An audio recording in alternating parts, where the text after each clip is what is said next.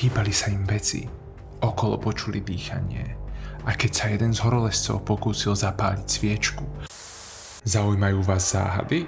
V nasledujúcich 3 epizódach vám ukážem tie najzaujímavejšie nevysvetliteľné prípady, ktoré sa po svete reálne stali. Záhada škótskej chaty Looyveld. Vo februári 1973 sa dvojica skúsených horolezcov vydala do škótskych hôr. Chytila ich výchrica, tak sa rozhodli prenocovať v opustenej chate menom Looyveld. Vnútri ich čakalo prekvapenie. Stôl prestretý na vianočnú večeru.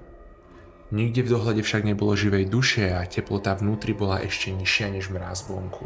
Napriek bizarnosti situácie sa uložili spať, no v strede noci ich zobudili kroky na poschodí, ktoré sa neskôr preniesli aj do miestnosti s ich spacákmi.